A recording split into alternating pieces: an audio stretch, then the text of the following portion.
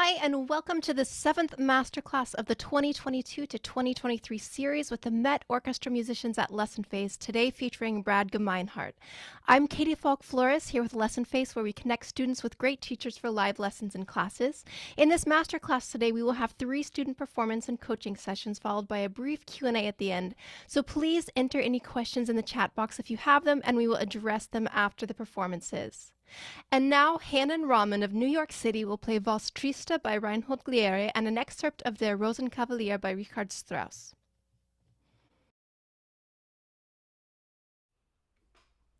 Hi, Hannon. How are you? Hi, good. How are you? It's so good to see you. You I'm too. doing well. So do you have a preference? You want to start with the Valse Trees? Yeah, I'll start with the Valse Triste. Great.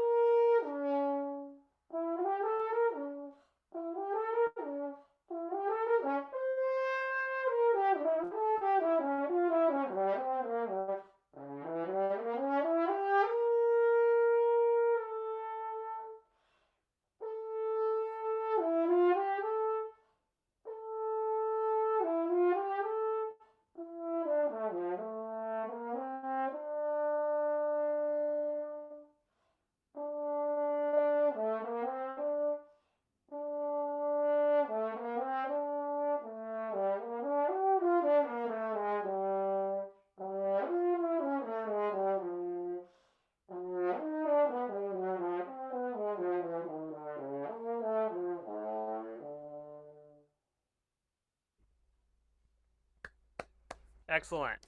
Excellent. Sounds beautiful. Really great job, Hannon. It sounds really nice. So let's talk about the piece for a second. Now, Valse Triste. What is that? What does it Sad mean? waltz. The sad waltz. Such an interesting, idea for a character and a color that you want to achieve, and I like the connection with the Rosenkavalier. I mean, I'm not sure which. I actually don't know which excerpt you're playing from it, but it's full of waltzes. It's an opera full of waltzes, right? So I like I liked sort of the connection there, whether it was intentional or not. Now, sad waltz. How do we make a waltz sad? I mean, the interesting thing to me about this piece is the most important, what I would say the most important beat of the waltz, the downbeat of every bar is so important. It's not here, right? I mean, Right. where do you play a downbeat? A few times here and there, but you're always avoiding the downbeat, and I find that it's just such an interesting thing. So how do you play this in a way where we always feel the downbeat? it's always there, but it's not there, and that sort of like adds to this element of sadness to it. It's like this sort of like every entrance you make, you're longing for this downbeat, and you never get it. That's sort of like my concept of this piece, and performing this is like this sort of like, you know, you know, you, you're reaching for something that you just never get. So that's number one, the sad waltz element and what makes it a sad waltz. And I find the lack of the downbeats as being quite sad, in the solo part, right? Now, if you had to describe a tone, color, or character, and don't I don't necessarily mean, I'm going to ask you to see if you can describe it, but it's not something for everyone listening. It's not something that I would say you have to be able to put into words. You just need a clear concept in your head. But like, what kind of character are you looking for in your sound? Well, I think for this piece, since it was originally for clarinet, I kind of want to have like that super smooth clarinet and like a dark sound quality, and sort of like how a clarinet can like appear out of nothing, like having really gentle entrances. Yeah. Sorry, I don't know if you can hear that. There was a car passing by. Oh, I love it. That's funny. Welcome to New York. So that's great. I love that. Now, how do you achieve that? How do you practice that? You know, how do you work on getting that tone, color, quality in your sound? I find that just like having that oral concept helps a lot. Like having a clear idea of what I want to sound like um, is usually, I think, enough for me to feel like I'm achieving it. Although I guess I don't know if the listener would. Well, that's the ultimate question, right? Right, What is right. it translating, right? And your answer, it was actually what was a point that I was going to make. Like, sometimes when you have a clear idea, a clear concept, a clear character and color that you're trying to achieve, a lot of times you can achieve that by just deciding to do it, and it's something Mm-hmm. that a lot of us have a hard time doing, and that's trusting ourselves, trusting our instincts, trusting our abilities, and and um, and just sort of letting go and letting it happen, sort of getting out of your own way. So yeah, I love your answer. It's an excellent answer. Now, um, smoothness. You mentioned smoothness, incredibly important in this piece. Um, Smooth slurs on the horn.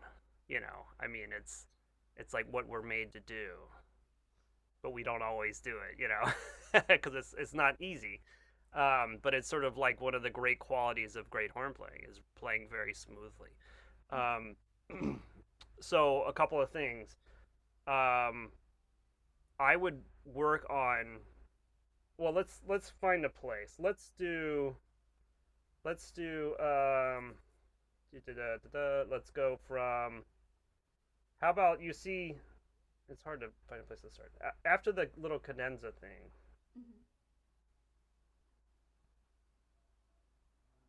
Mm-hmm. Um, no, actually, in the actual cadenza, it looks like measure 52. Uh-huh. Yeah, start right there, measure 52. Can you play that?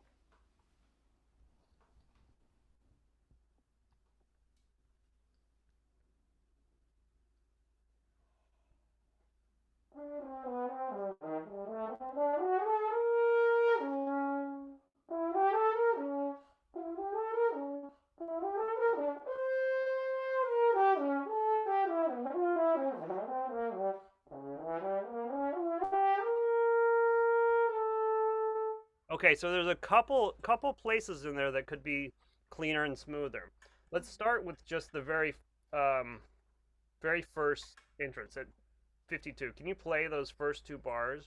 And when you go into the low register, middle, we'll call it middle low register, whatever.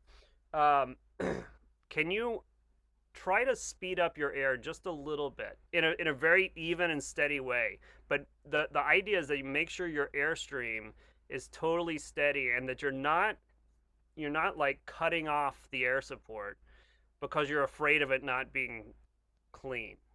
Do the opposite. Okay. Keep blowing straight through it. Just try those 2 bars.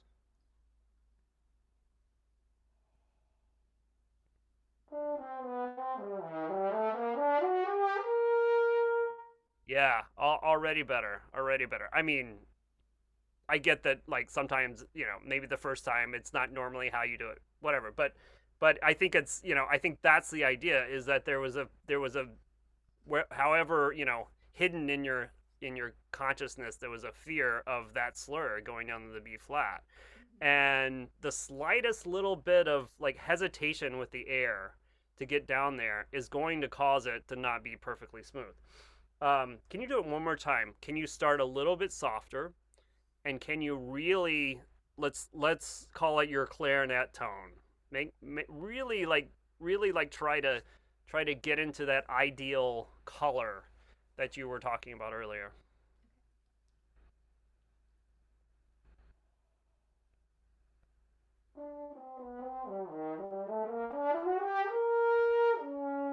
Yeah, can you just do the second bar of that, the arpeggio up? Just that one bar, and again with the air.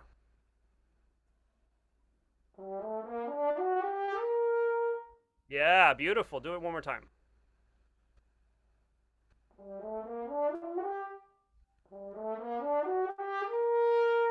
Yeah, it's there. It's there. It's like the most like beautiful smooth slurs are there. It's just a matter of executing them, you know, totally consistently. Beautiful though. Great. Um, let's go back to no. Let's play the end. Measure 63. This time, start at 63, and I really want you to really phrase to the downbeat. Now, I'm not talking about like massive, grotesque crescendo, but there needs to be a very dramatic um, crescendo that really leads to that downbeat, but then you never give us the downbeat, right? Let's start right there at 63 and see if we can really, you know, lean into this idea of the missing downbeat.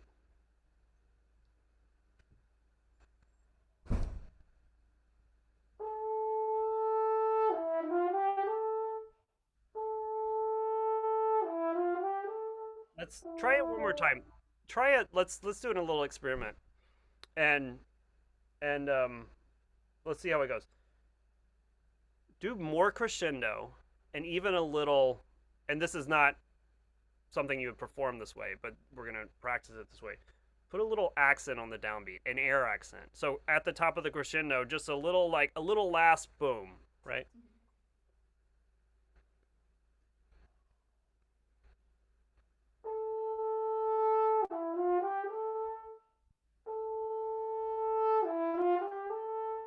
Okay, that's nice. Now, actually, and from what I can tell on my end, I like how you were playing that. It didn't even sound like an accent on the downbeat. But as it's marked, the decrescendo starts right away after the downbeat. So your B natural there should be softer than the top of the crescendo.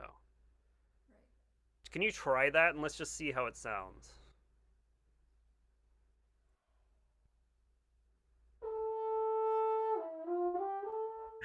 It's awkward. Try it one more time. I get it. Yeah. Try it one more time.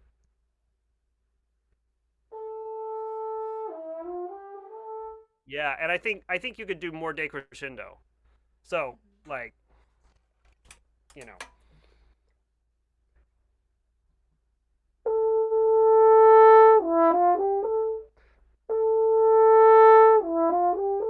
Yeah, really come away there. I don't know if that was as good as it could be what I just did, but maybe that gives the idea of it.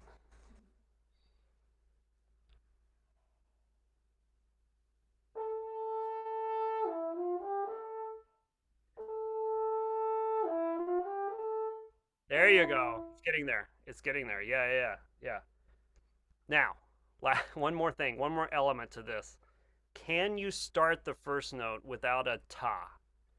More of a da, so that we don't have a beginning to the note. Just like you talked about with the clarinet.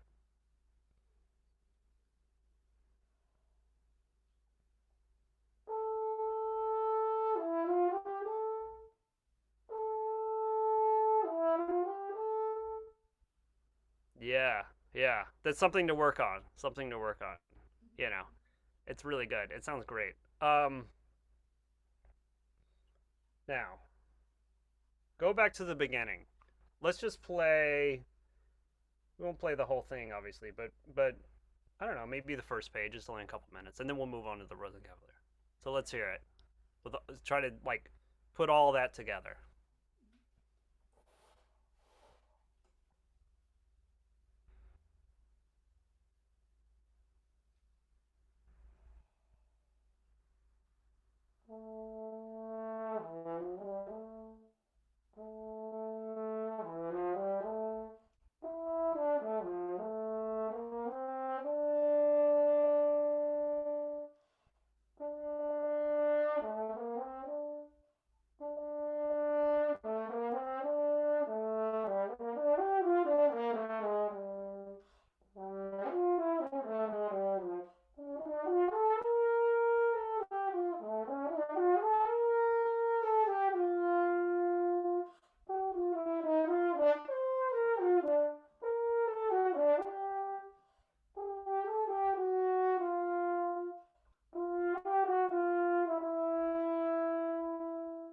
Yeah, yeah, nice, really nice, excellent. Sounds great.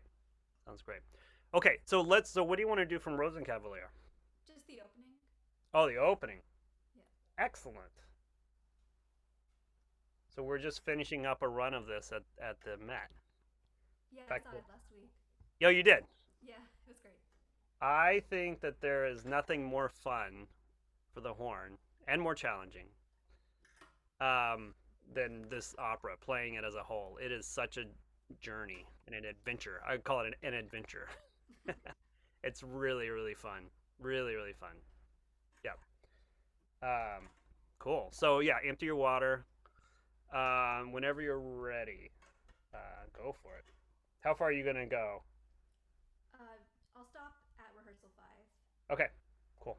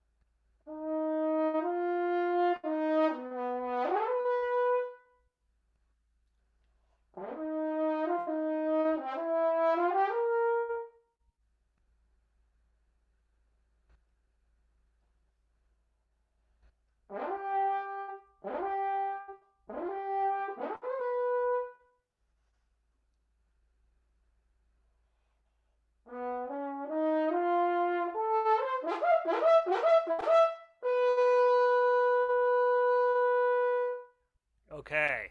Yeah. Awesome. Excellent. Excellent.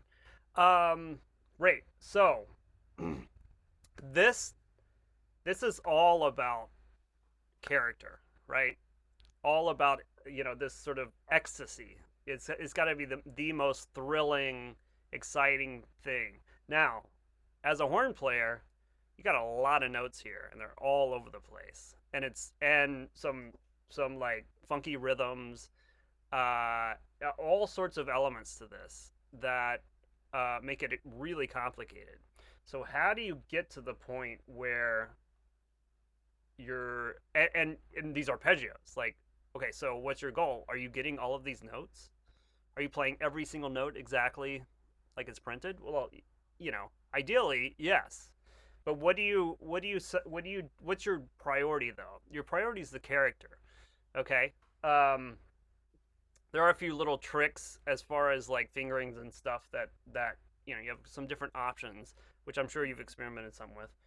Um, but mostly this is about like getting this like really exciting, thrilling. You need people to be like, oh wow, we're this is the most thrilling thing I've ever heard. So number one, I mean, all right, the opening is just forte, and then you have a fortissimo in bar one, two, three, third bar, the third full bar, right?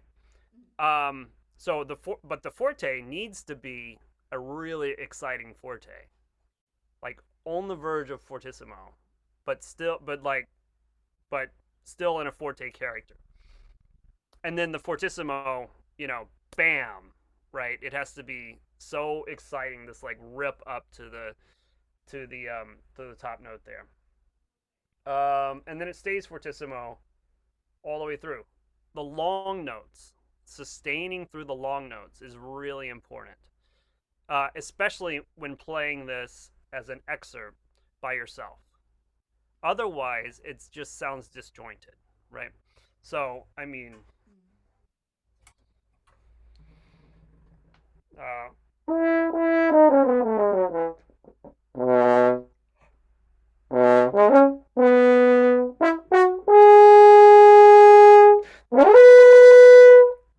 that's sustained, right?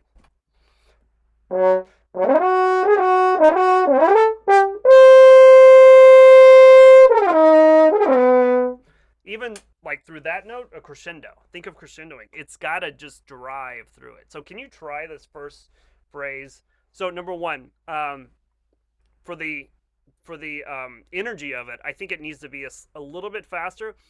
Yes, there are different recordings at different tempos. Um, to my ear, it needs to be a little bit faster just to get the excitement. So can you go a little bit faster and really focus? Let me hear the fortissimo when it happens, but with still an exciting forte, and really sustain through all the long notes. Am I playing just like the first line? Yeah, until number one. Go to number one.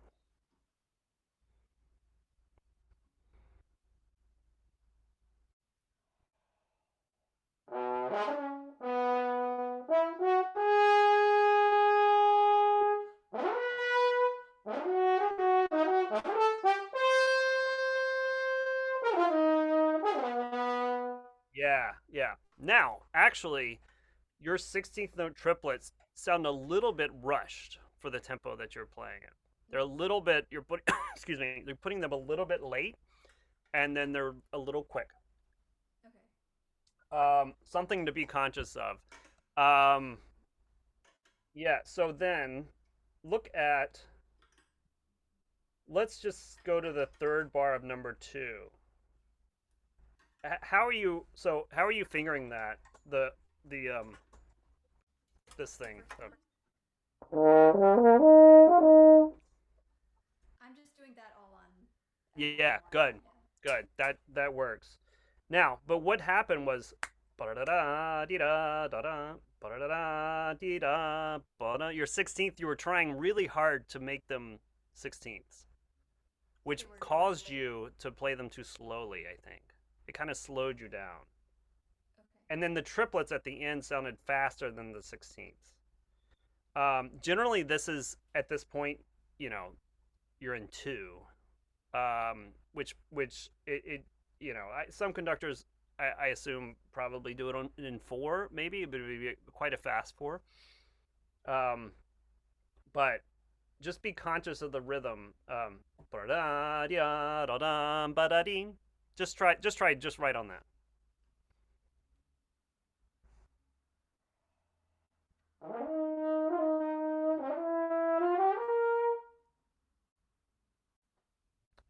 Can you do it again in like really think of it in four, maybe a little bit slower?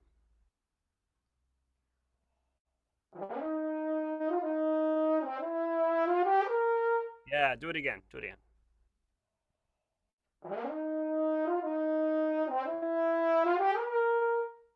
I think you're holding on to the long notes a little bit too long, but we don't need to like take this apart rhythmically at the moment. But just put it with the metronome slowly again, which I'm sure you've done. But go back to doing it slowly with the metronome and gradually speed it up and make sure you're staying right in time. And then record yourself. Very important. Record yourself playing it and really listen very critically to the timing of that. I mean, critically to every aspect of it. But it is an excellent way to work on your rhythm. And, even better than working with a metronome is recording yourself and seeing what you're actually doing without the aid of a metronome and listening back to it and really being really conscious of the timing. And then after that, after number 3, these arpeggios.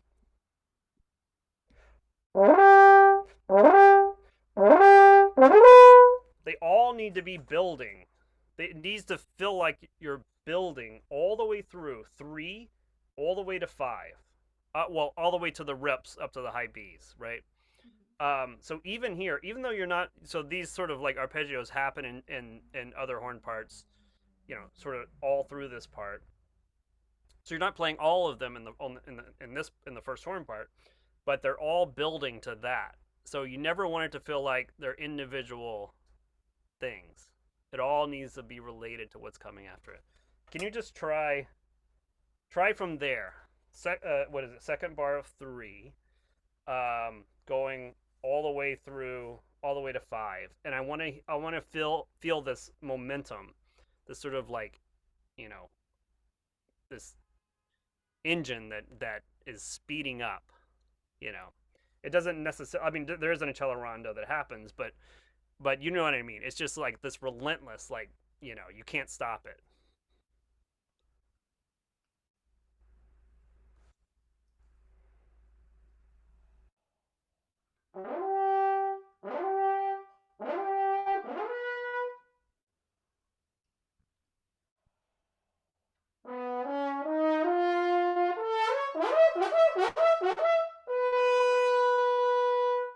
Yeah, good. Can you start just do that last part, on the accent and quarter notes, but start the accelerando on the last quarter note. It's the printed F natural. It sounds like you're just getting to the downbeat and then going faster all of a sudden. So try to make a little more.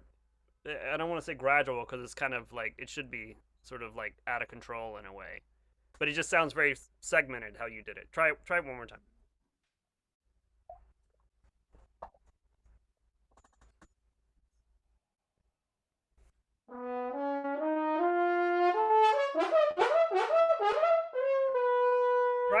Try to not. Okay, try to do the. I'm gonna do it one more time. Try to play the first 2 rips up to the high B, not quite as fast as you're doing, to give yourself a little room to accelerando through the rips. Okay.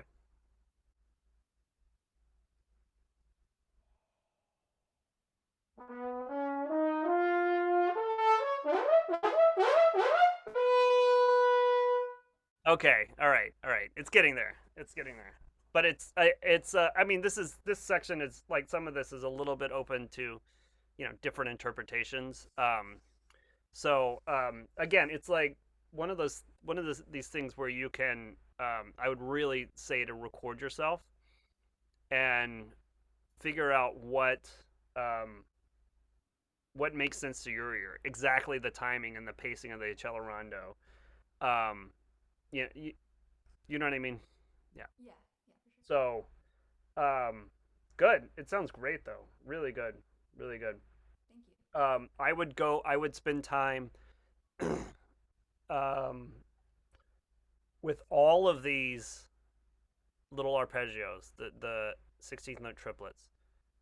Even though you've done it already, and I still do it. I still go back to work on them slowly, gradually speeding them up. I continue to like, and the idea not being perfection, but being, as accurate as possible, with the character of it being the most important, right? So you don't want it to be just like glissandos.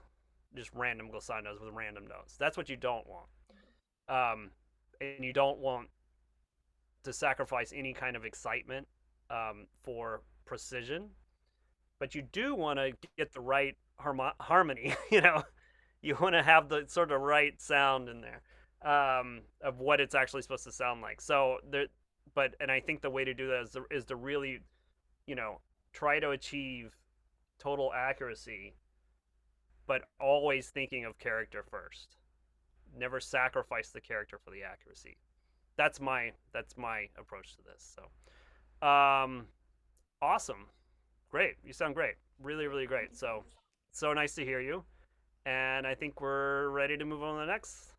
Yes, we are. Thank you so much, Hannon. That was really wonderful. Loved getting to hear that.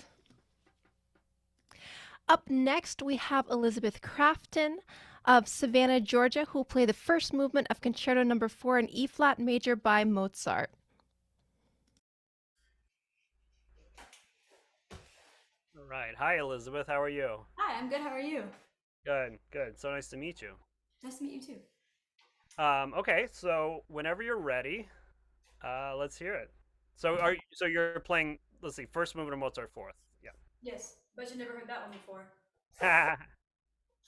It's a great one. It's my favorite for sure.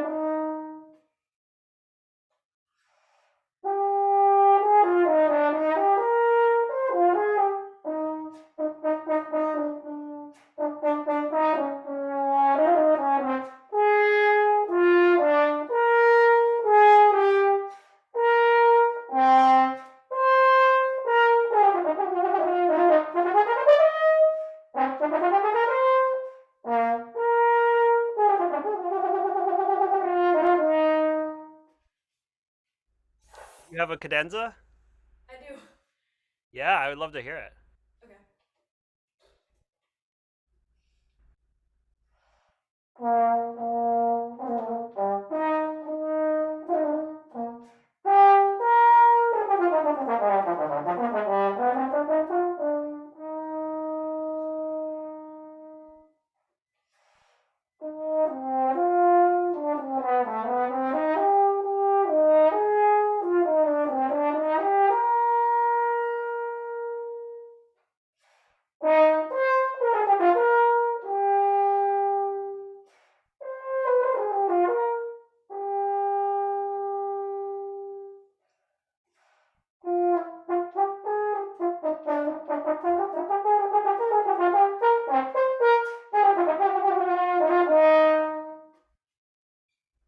And good, good. And just play the very last part. Just because I like the last part.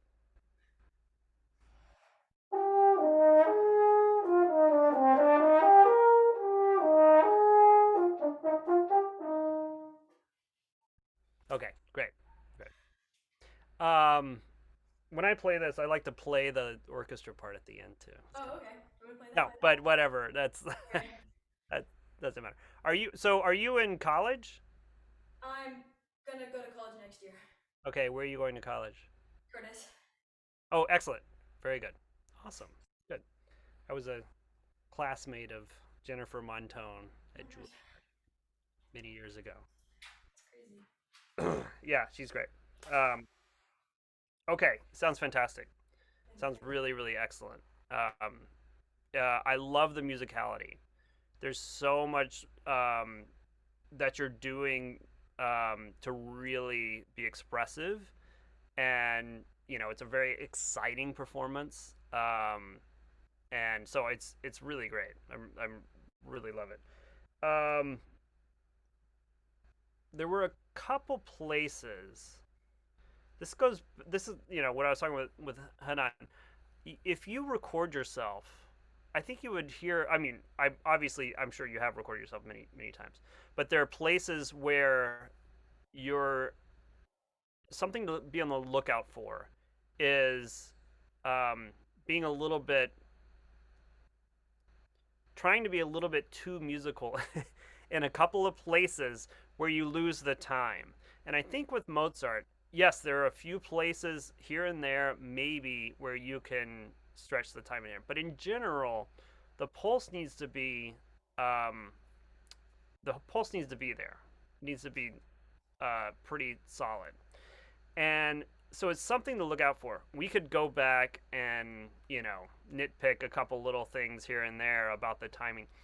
I think it's just something that you need to be aware of and something that a little bit of like work recording yourself and being really conscious of that.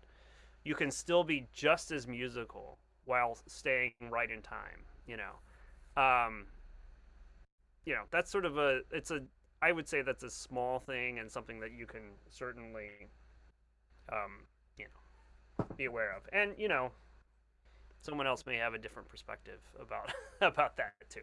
It's fine. So articulation. Let's talk about articulation a little bit. Um, One of the most important things that we need to work on as horn players is having a wide variety of articulations that address or that are useful in all sorts of different situations musically. Um, this concerto and the second concerto are some of my favorite things to. I use Coprosh to develop the type of articulation you need to play these, right? And it's like it, so my approach to it, these like runs, these 16th note scales, the ones up to the high B and all of them, um, B flat, sorry, you know what I meant, um, is like this really light, easy, effortless type of articulation. And if you can I'm wondering if you could like it from my perspective here, it sounds a little. I like how exciting it is, but it sounds like sometimes it's a little bit too aggressive. So I'm wondering if you can lighten it up just a little bit. Now, how do we do that? You know, I think of these 16th note passages as not being staccato at all. They're quite fast, and I really avoid getting this sort of like type of articulation. And it's more like I don't know if you can hear me do that, but very light, very fast, just the very tip of your tongue. Can you play at the beginning? Can you play just that right at the beginning of that phrase that has that first, you know, scale passage up to the B flat?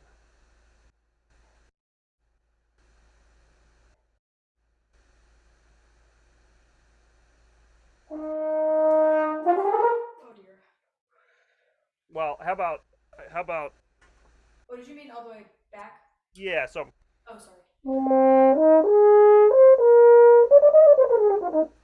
Okay. except with the right notes.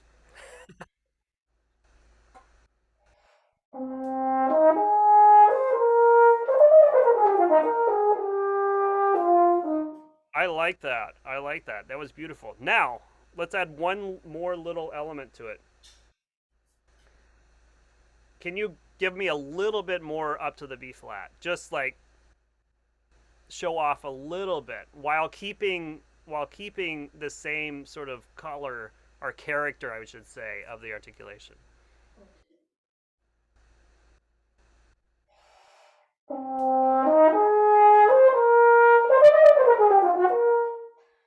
Yeah, so it's sort of like it's like a weird balance. And that felt a little bit as you were coming down, it felt a little bit aggressive to me. Okay. Can you how about like exciting up to the B flat and then really nice and light coming down?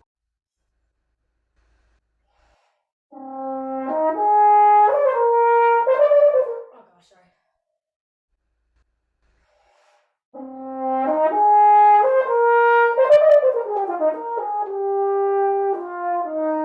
That has a nice character to it to my ear. You know, there are different ways to do this, obviously, but I like it, and I like that articulation. I think it's a minor adjustment for you, um, but it for to my ear it's like a little bit um, what's the right word? It's a little bit you know like what I would I don't know how I'd want to hear it. Whatever, you know.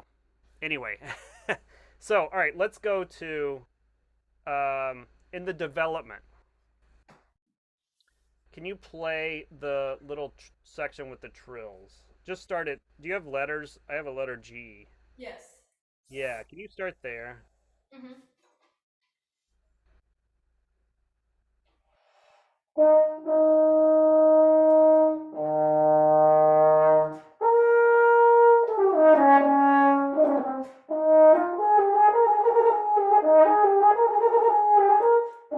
Okay. Yeah, yeah. So this feels to me rushed. Rushed. Okay. Yeah, it feels like you're it sounds like getting into the trill, it sounds a little bit um for lack of a better word that I can't think of right now. A little panicky, you Okay. know. A little frantic. Frantic is probably the right word.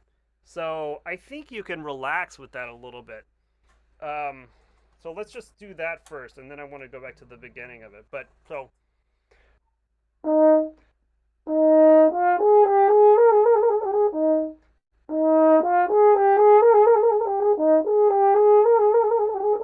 can you like work your I yeah, a little gentler beginning to the trill Okay. maybe would go a long way to solving it.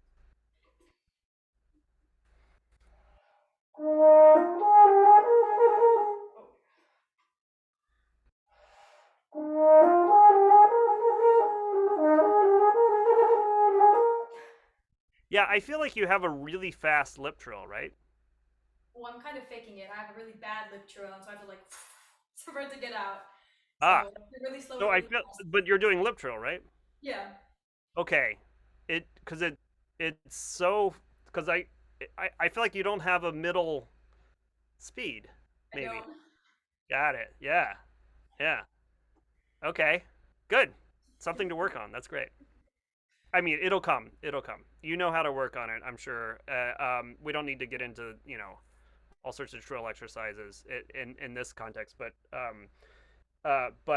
the yeah, if you can work on your trills to get them where you have total control, so you can start it, and it stays very light and easy. That's the goal. And now I see what's happening there. Like that's how you have to get it started. It's fine. Work on it. Now go back to G. How you started letter G. I'm hearing this.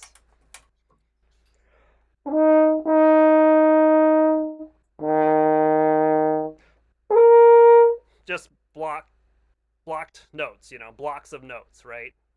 Can you and I exaggerated, I'm exaggerating what I heard. But can you really make this like one of the most think of it as like one of the most beautiful moments of the whole piece, right? Really sing through this.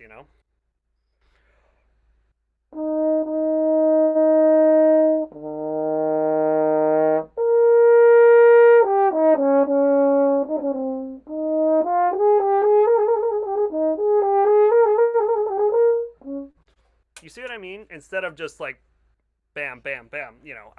It's almost like when you started that phrase when you played it through the first time. Now it sort of makes sense that it sounds like you're just like getting ready to try to get those trills. Yeah. You know what? Don't worry about the trills. Make a beautiful phrase. The trills will come. Let's see how beautiful and how vocal you can make this.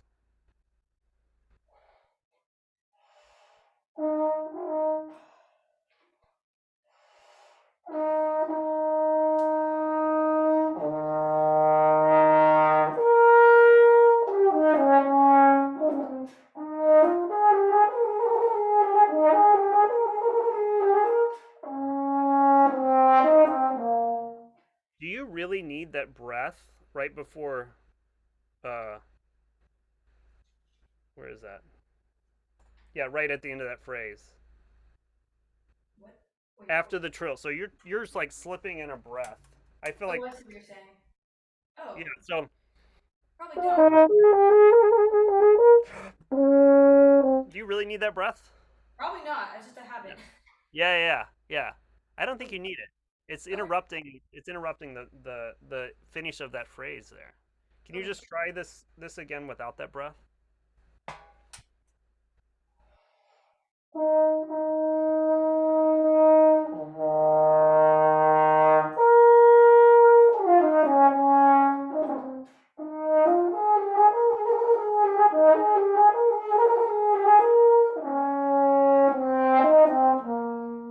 Better, better.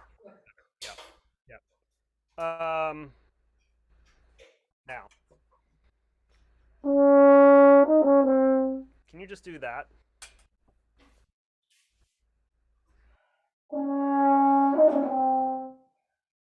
Can that be smoother?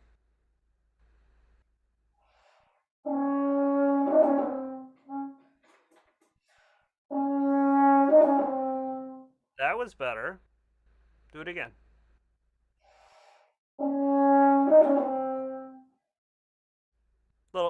Yeah, it's better than before, but not as good as the last time. I think, from what I can tell. Yeah. So the point here is that you know you obviously have the ability to play that very smoothly because you just did it, right? Um, but then the times you did it before, it wasn't in context of the whole piece, and the first couple of times playing through this phrase, it wasn't totally smooth. So these are the little bitty details that really make a difference. Like it sort of like separates the really good horn players from the really great horn players, right? So the fact that you have like, how do you make it smooth? Fingers, the air, the buzz, the blah blah blah. Yeah, there's all sorts of elements to it, right? But you know how to do it. Like you can make that smooth. So don't accept don't accept it anymore. I don't think you need to. I think you can you can um, you know, do the type of work practicing just that and get it to the point probably pretty quickly where it's always smooth.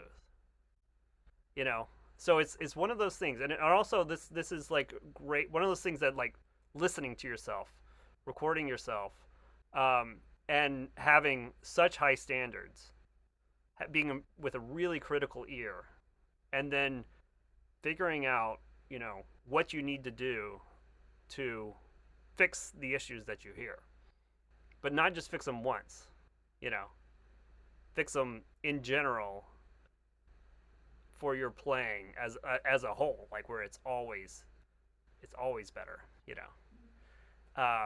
So I think that I sort of stopped on that little thing, like stopped us there, because that's one of those things I suspect is like it's there, it's smooth, it can be smooth, but it's not always smooth, you know.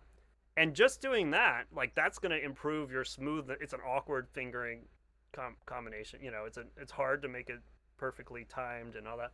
um, you develop sort of the technique where it's always there. It's going to pay off in all sorts of other um, scenarios. So yeah, it's great. Okay, now, yeah, can you play the little intro back into the recap? Yeah.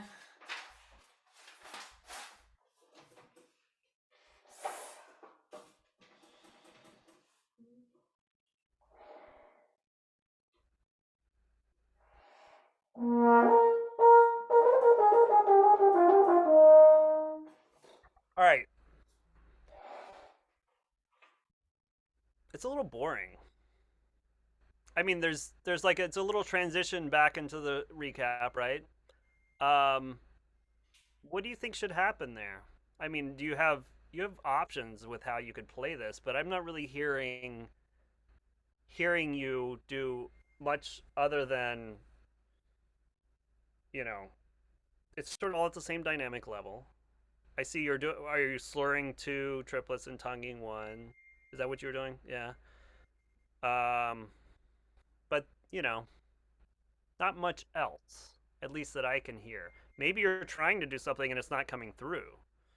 So what's your idea here? Since I have to go back, well, I guess it's piano to piano. Would, I think I'm gonna have my peak at the third high F, right where the triplets start. Okay.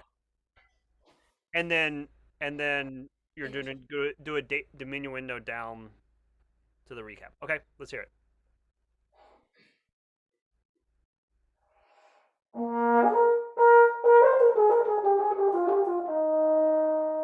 Great. I bet you can do it better. Better? Okay.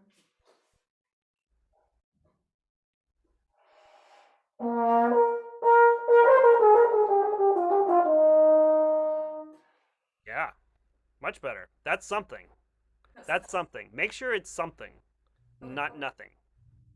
And like I feel like I'm being a little harsh, but like I think you have the ability to really do something with every single phrase that you play. Like it's there. Like you have it all. Just have that high of a standard of yourself where you're always doing something, and not just doing something in your head, that it's translating to your audience, right? Obviously that's like the goal, to really communicate with the audience. So that was great. That was really great. Good. Same thing.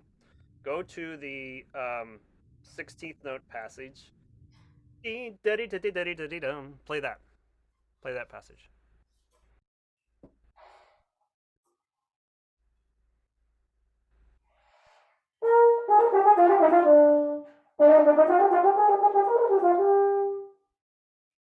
Keep going.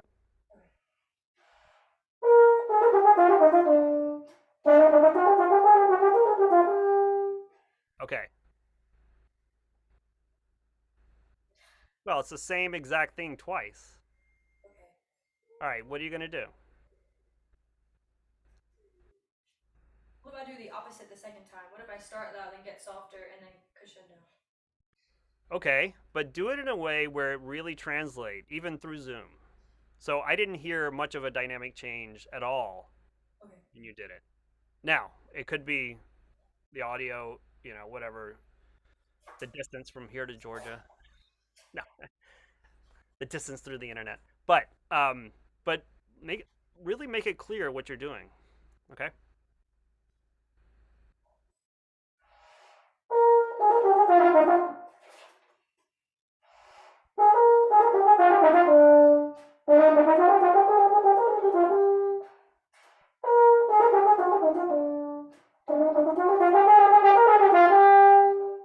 Okay.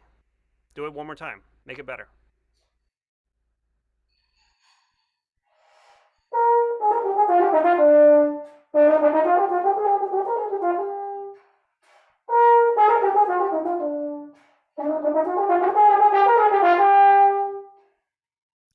Have you experiment? That was fantastic, actually. By the way, sorry, I didn't mean to just move on from. Have you experimented with different approaches to this section? Just these 4 bars or whatever it is. I mostly do what I just did, but sometimes, just depending on what I'm feeling in the day, I'll change it.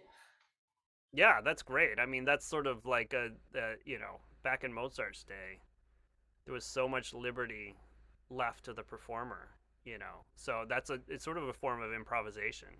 So um, but in our modern times, we have the advantage of like all this technology. So I would spend some time. I would start like back at letter K or something, play to letter L, and experiment with different sort of improvisations of how to get through that 16th note section. And listen back to how they come across, how they come through, like, and see if there's one particular way you really like, or multiple ways you like, and you can get to that point in a performance and do whatever you feel like doing. But it's gonna translate where it's like it's gonna you're gonna make you're gonna communicate that to the audience, and it won't sound like nothing. Which nothing is just all the 16th notes being the same all the way through, and that's when people start falling asleep, and that's what we don't want, right? It's you want to be much more engaging. So it's really fantastic. You sound great. Um, let's see. Was there anything else that I wanted to? I like the cadenza. Is that some of your own cadenza? No, it's James Chambers. Oh, okay. All right, Yeah, good. no, I can. You can. Oh, maybe. You should take some elements of it, and I recommend this for anyone. Take your favorite cadenza, take it apart. Start by like mixing up the sections. See if you can make it work harmonically to put this section here and this section there, and then take 2 different cadenzas and see if you can combine them. Start with that, and then see if you can just mess around with it. Always record yourself again and hear what it really sounds like from a like a objective point of view, as much as you can, um, and just experiment with it. I think it's a really fun thing to do, and you can sort of put your own stamp on the Mozart. So, Elizabeth, it sounds fantastic. Really nice to meet you. Thank you so much for playing. Thank you for hearing me. Yeah. Wonderful, wonderful job, Elizabeth. Thank you so much. Up next, and now Artlet Tabares, a graduate assistant at Georgia State University, will play the first movement of Horn Concerto No. 1 in E-flat major by Richard Strauss.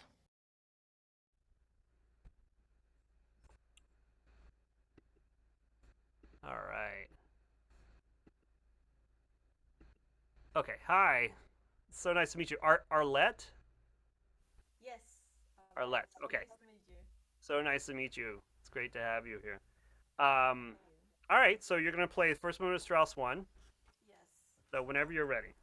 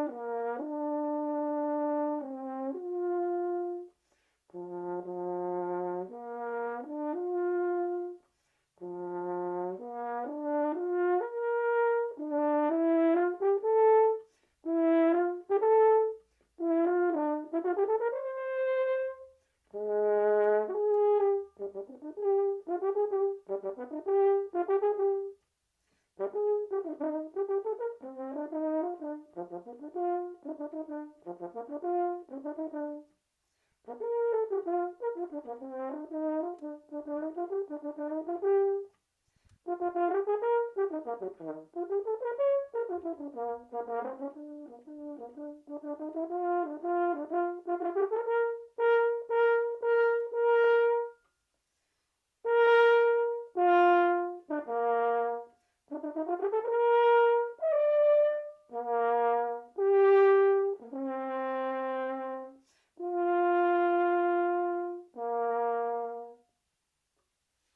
right. Good job. Excellent. Excellent. Good. All right. So this concerto, I as far as horn concertos go, this is like, you know, uh, Strauss. What is it? Opus 11. Like, how did this sort of like is a foreshadowing of what's to come. All the great horn parts that he wrote, and I love it. It's really like such a well constructed concerto, I think, and is really effective for a horn soloist. Like it's hard for with our bell facing the wrong way, and like there's just like as a instrument for soloists, it's sort of like it's a difficult thing for us. But this concerto really works. So let's go back to the top. Now, forte energico in the opening here. I think it's really important to make a really, impactful statement here.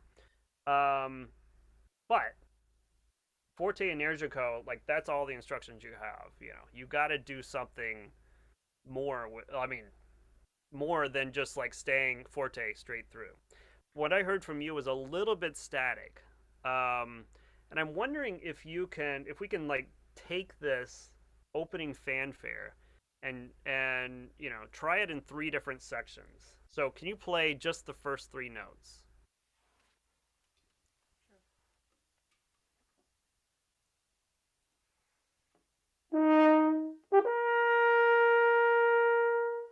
Yeah. Can you make that even a little more exciting? However you decide to do that, just see if you can be.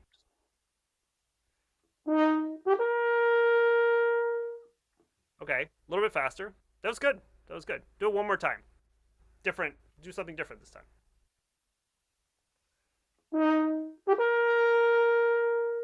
Right, right. Now, skip to the end after that last breath mark, and it's the last 4 notes. Can you just play those?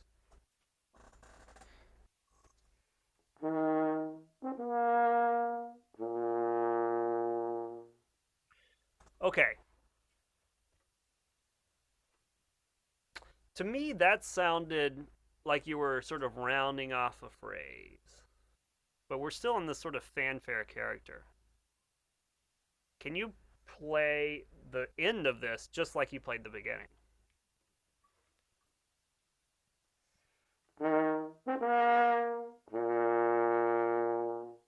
Yeah, yeah. Even more energy. Do it one more time.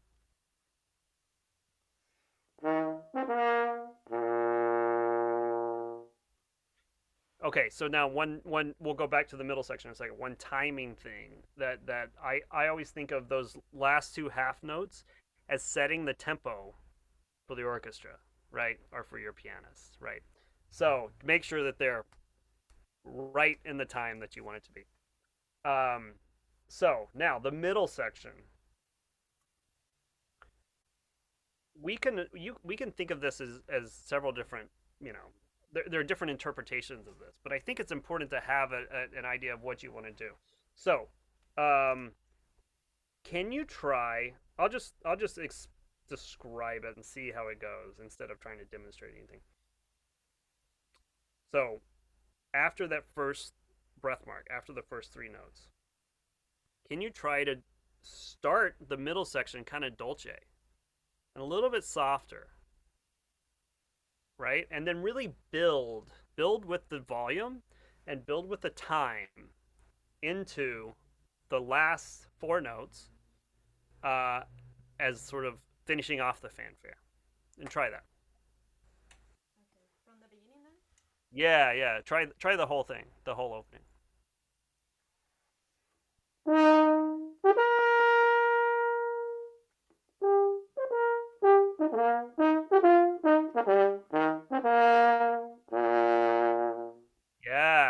Yeah, that was great.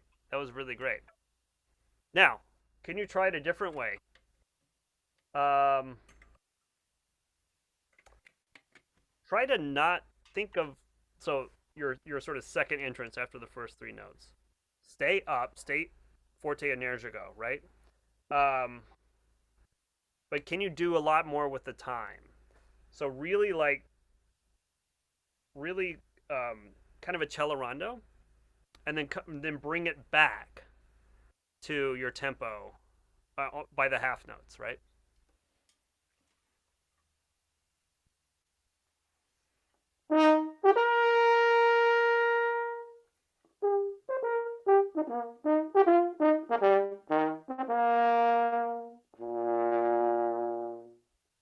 Okay, so it's just like a couple of different ways to think about this.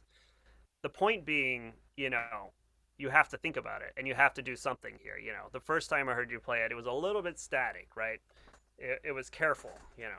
So, so really, really like, it's almost like you don't have to, some musicians would have this is how it should be. That's not me. Mine is like, it should be how I think it should be. I mean, within the context of what the composer intended.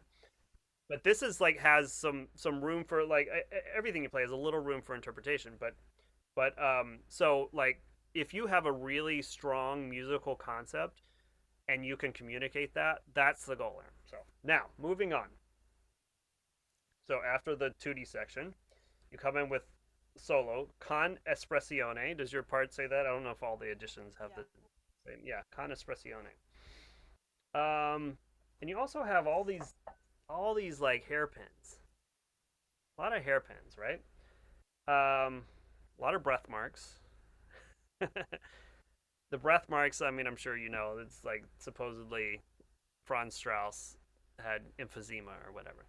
So we can determine which breath marks are appropriate and which aren't. So in the context of all these like sort of what can be seen as fussy hairpins, we have to find the bigger phrase. So let's start with that. So, all right. So we're gonna do. Let's think about this. Let's think of this in one beat per bar, right?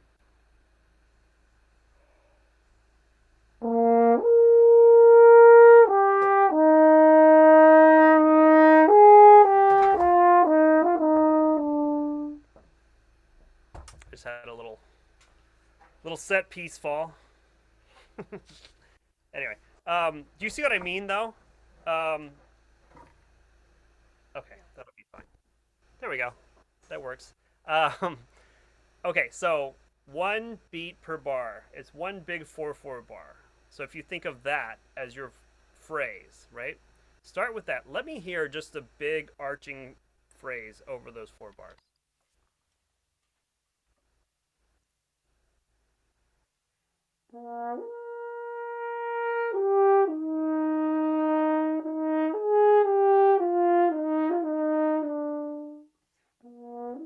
Yeah, good, good. Now, in the context of that phrase, can you do smaller?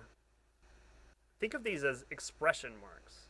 I really want to hear these, but they need to be in the context of the bigger phrase. Okay? Try that.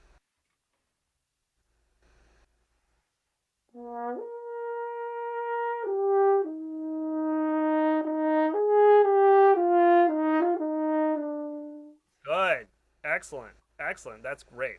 That's that's the idea. Now, you're practicing in this. Like this is where the practicing really. This is what I call practicing. Like learning the piece, learning the notes, learning the blah blah blah. Yeah, that's not practicing. That's just like woodshitting. The practicing with this is the phrasing, and the expression, and it does take a lot of work.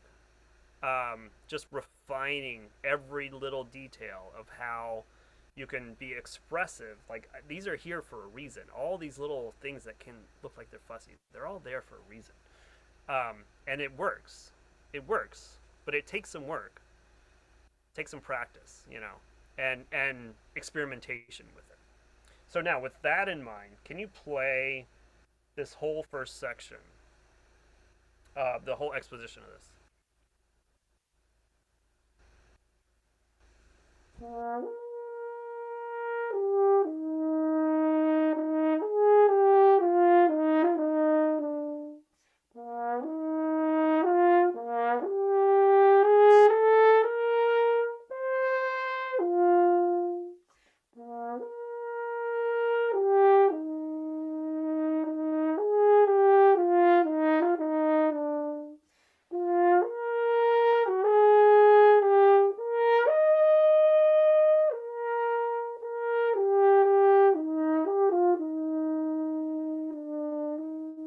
Good, good. I'm sorry to stop. I know I said to play the whole first section, but let's go back and for one thing, before you go up to the B flat, um,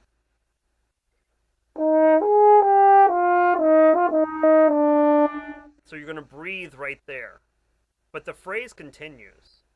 So let's make sure we phrase through the breath, as opposed to you sort of phrased off on the A, and it sort of creates this sort of gap. So.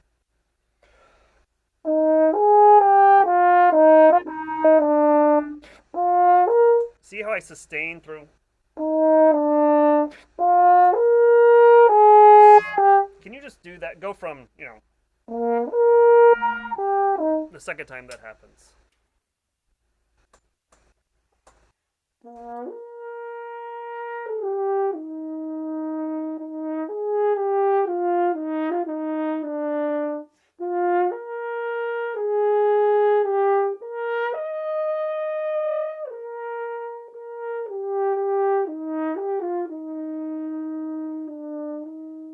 Keep going.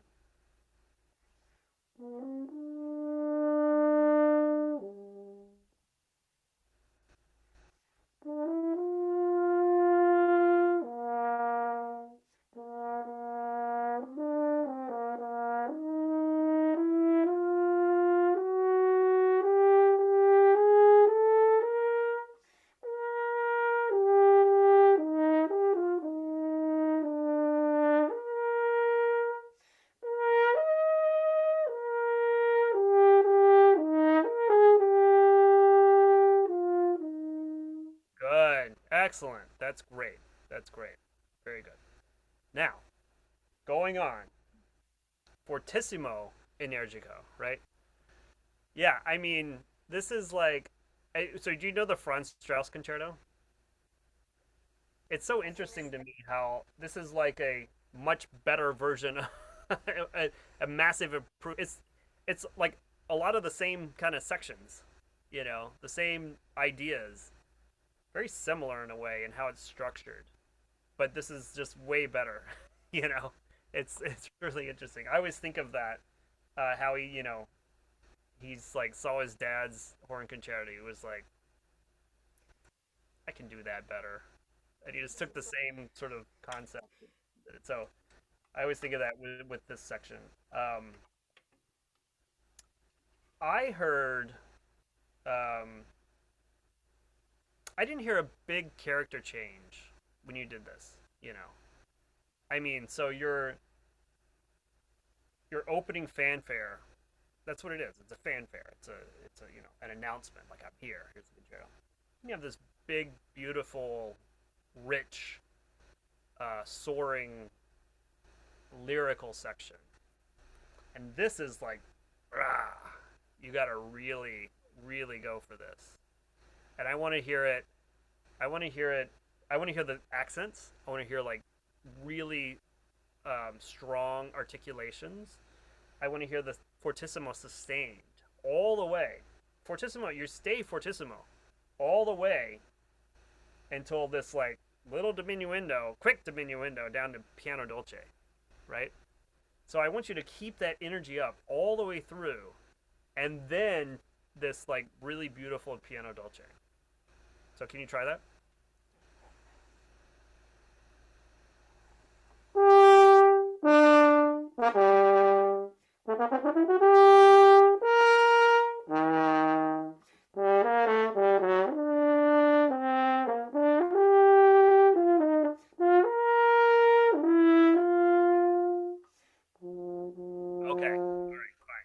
Now, breathing wise, there's something.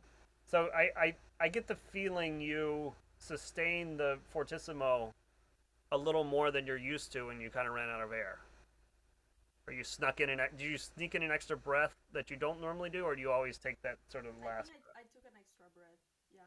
Yeah. Than I don't normally use. Yeah. Yeah. Can you do it one more time? See if you can pace your air in a way where you don't sort of run out of gas and have to slip in that breath.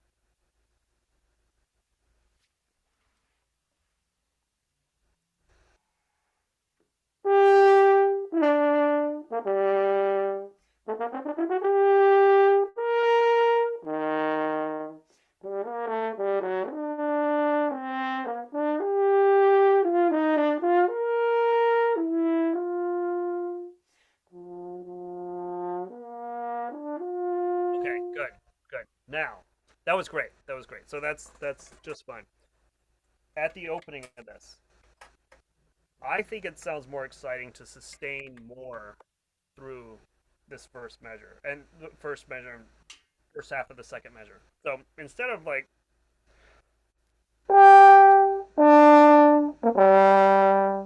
having those sort of like gaps between the notes or decay on each note. So you're driving all the way through it. Okay? Can you try this start this again and really drive through these longer notes.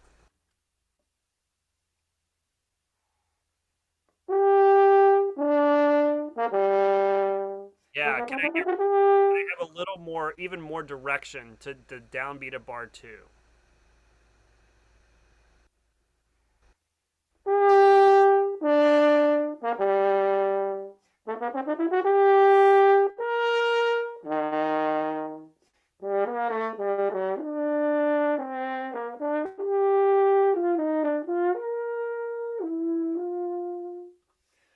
Okay, so wait, one second, one second. You were kind of out of air there, right? And it's all dependent on that breath in the middle of that phrase, because you have one. I think you only have one chance to breathe here, even though you have other breath marks for now. Those are not. I'm only breathing once. Yeah.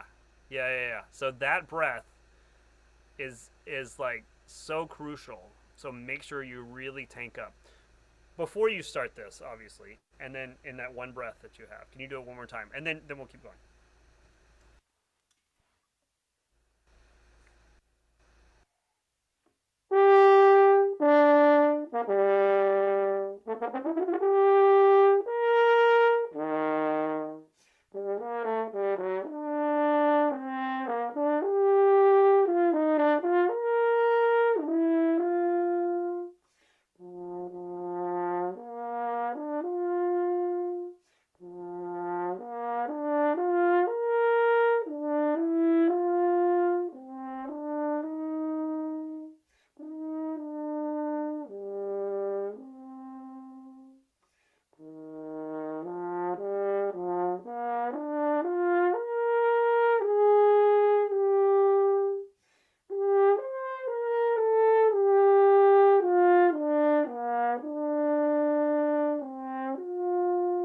Okay, one second here. This always sounded to me the phrase you just played, or the last kind of two phrases, never really made sense to me, and I finally figured it out one time.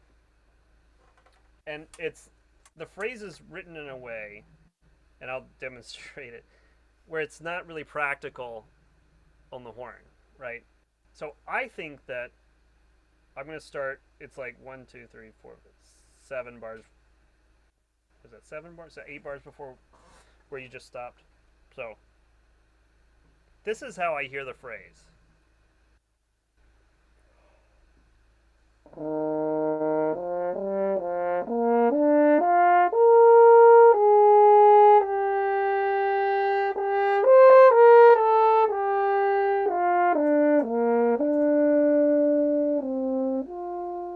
It's one long phrase. Now, he does put in a decrescendo there. This.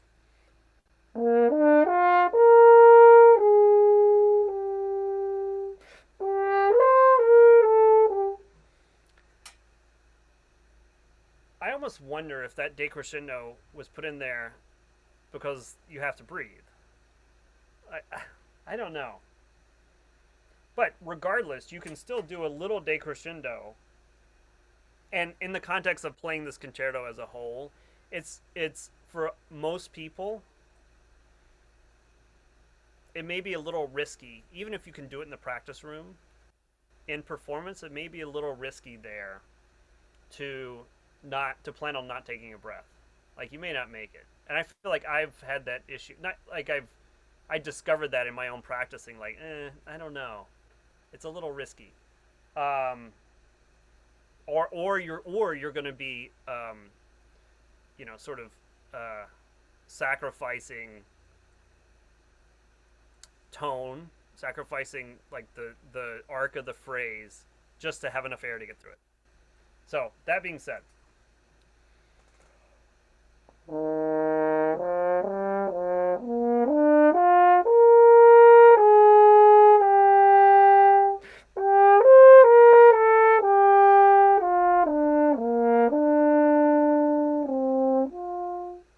so you can make one long phrase out of that, just phrasing through the breath. Can you just try that?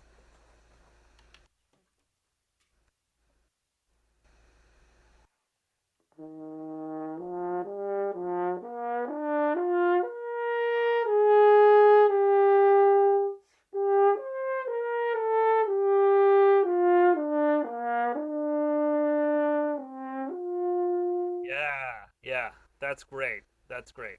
To my ear, it makes those 8 bars make sense. And it's something that I think a lot of people just don't even. We're so used to playing it this certain way, and so used to hearing it a certain way that you just don't even think about it. But for me, this is like one of the things that I am always in this concerto. I'm like, that phrase doesn't work unless you make it a big long phrase. It doesn't work. So okay, fine, good. Right from where we left off, continue on.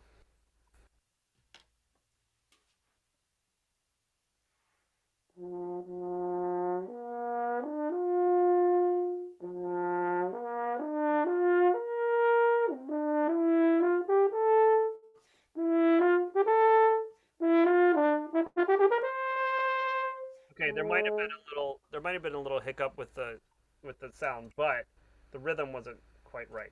I want more staccato on this 8th note and then the 16th. So when you go,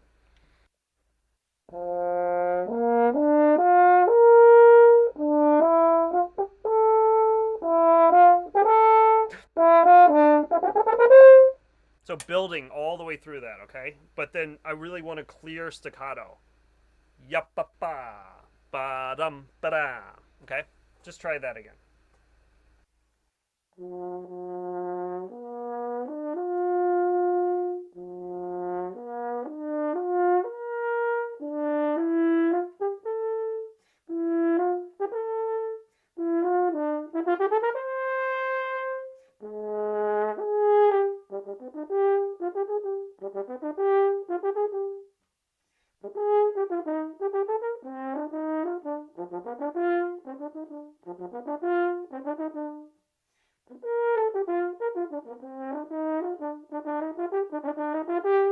Okay, so we only have like a minute left, but I like the character of your triplets here. It's really nice. I like the lightness of it. It's really good. Is there a reason? And forgive me if I'm wrong about this. I don't think the different editions have different markings here. There's some slurs here that you're tonguing instead of slurring in this section. It happens several times. So, for example,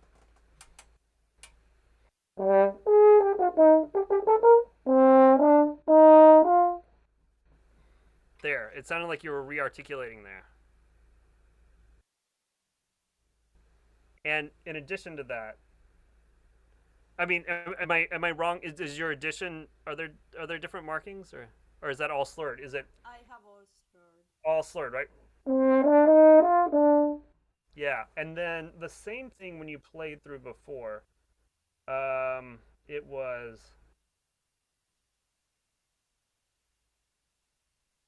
What was that?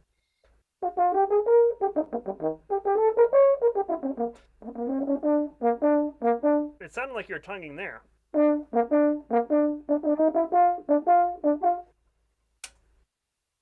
Where it should be slurred. Anyway, check that.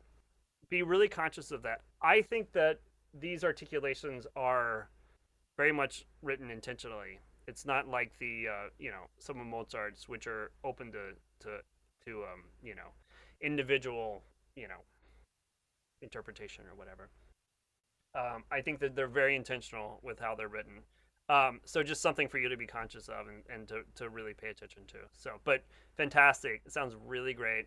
It was really nice to meet you. Really nice to hear you. And it's happy to work with you. Thank you. I appreciate that. Sure. Thank you so much, Arlette. That was wonderful. And thank you so much. I want to just say a huge thank you to Brad tonight for all of the coaching. We really appreciate that. Thank you to our performers. We wouldn't be here without you either. So I love getting to sit on this. It's my favorite time of the year whenever I get to do these master classes. So if you have any questions, please do put them in the Q&A. We've just got a couple of quick minutes.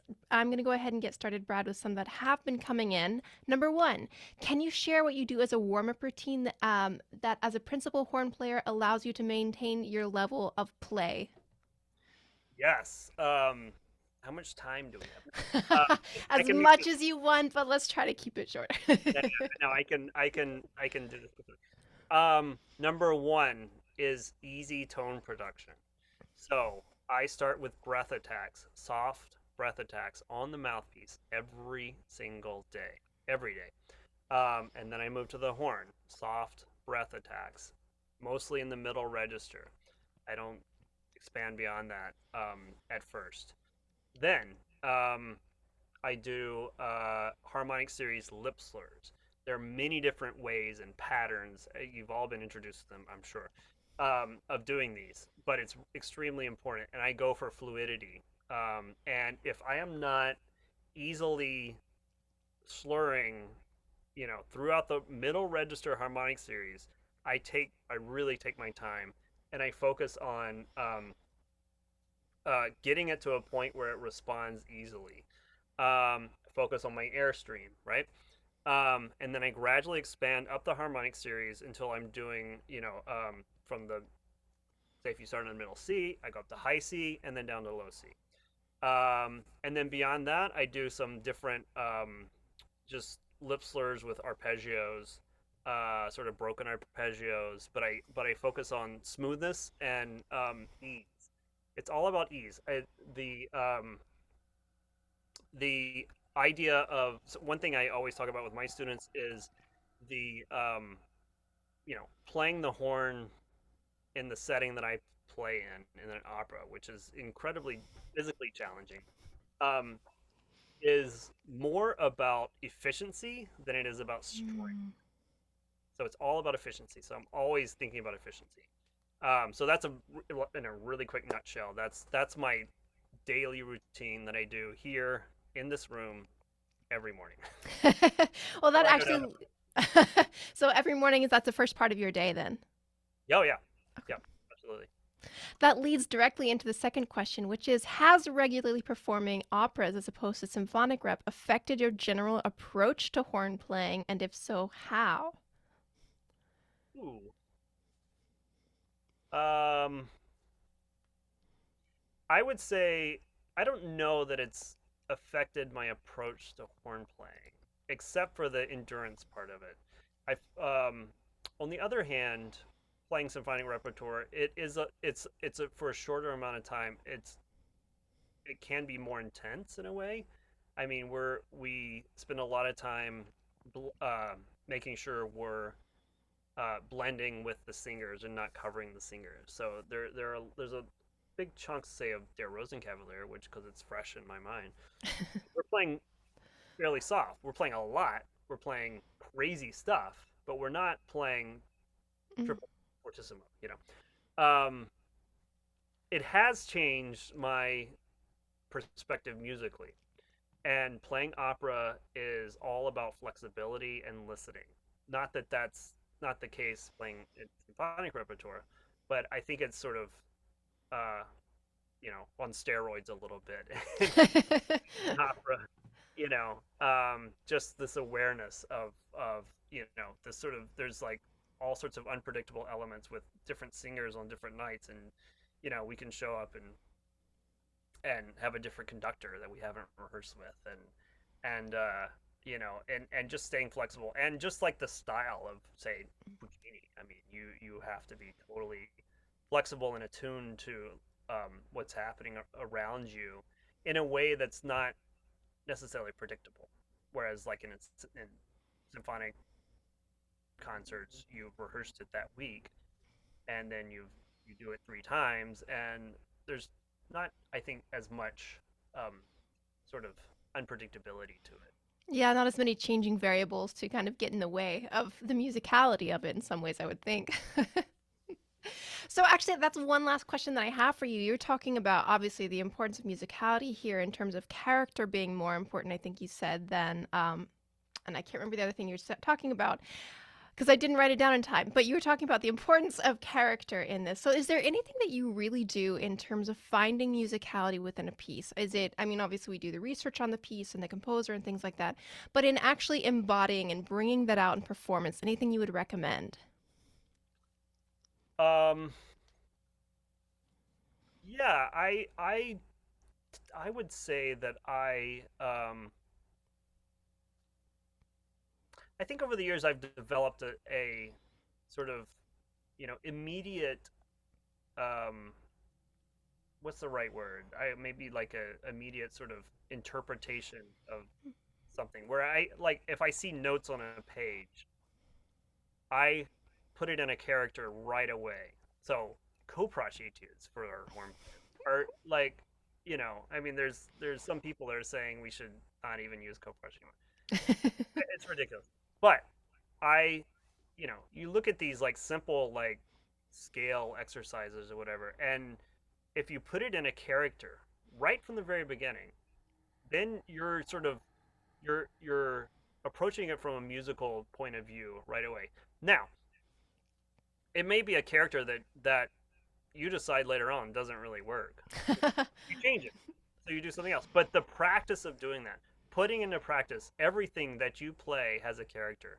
Even your lip slurs, it has a character. You have a musical concept for what you're trying to communicate with it. And I think that I mean I think it's a matter of, it's practice. So to answer your question is to actually practice it. I know it's not a very direct, like exactly answering the question you were asking, but I think just like changing your mentality from that we have as horn players of just getting the right notes out, because it's Yeah. playing the horn is crazy. So shifting that mentality to having a musical approach to everything you play, I think that sort of bleeds over into exactly what you were asking. Exactly. Practicing as you're going to perform. And I think it's so easy for me to get into, oh, this is practice time versus this is performance time. And I think that mental dichotomy just doesn't help with a smooth performance.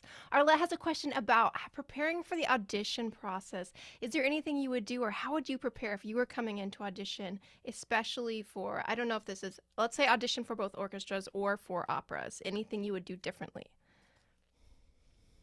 Uh, there were many auditions that I would have done. My approach, I'll just tell you my approach, and it something I've worked on a very long time. But I again, it sort of goes back to practicing performing. I start that from day number one. I'll, if I have like 30 excerpts or 25 excerpts, I don't know how many. There were almost 30, I think, the principal horn audition at the Met. I will divide them up into groups, random groups, and day one is, so maybe 4 different groups, and day one is group one, and I record myself playing them all as an audition for the recorder, as a performance. I perform it. And, 6 weeks before, 8 weeks before, whenever it was, it's not that great, but I do it. and I perform it. And then I listen to it, I take notes, and then I practice things that need to be practiced, and then I leave it. Day 2, do group 2, and you perform them. First thing, like no second chances, and you do it, and then you listen back to it, you take notes, you practice it, then you leave it. Day 3, day 4, same thing. Then you go back to day 1, you do it again, and you do it every day. And then by maybe 2 weeks before, I would maybe have them randomly divided up into groups, into 2 different groups, so that or I pick half the excerpts randomly, like drawing out of a hat. Although there's an app for that, randomized numbers, whatever. Play down half the list randomly, random order, perform it for the recorder, and then you listen to it and you take notes, and then you practice. And then day 2, do the rest of them. Same thing. And then if you've done that every single day for 8 weeks or whatever, the audition becomes easy. And that's the goal. So, but it's a very thorough, methodical way of preparing. And it takes a lot of discipline. But very important if you're going to make progress on your instrument, I would assume, to have that discipline. So really, there's so much power in being able to record ourselves these days. It's so quick, it's so easy, and it's impressive how valuable a tool it is. I think it's also interesting that you're doing that first, performing, recording yourself, and then taking notes. And that kind of gets the analytical side brain out of the way, so that way you can get into the performance aspects. And for me, that's again a challenge of getting that analytical side in there the whole time. Well, thank you so much today, Brad. We really appreciate all your questions, all the coaching that you did today. Thank you again to our performers, and thank you to everyone for tuning in today. I hope you had a wonderful time enjoying this as I did, and take care, everyone. Have a wonderful night. Thank you. Take care, everybody. Take care. Bye.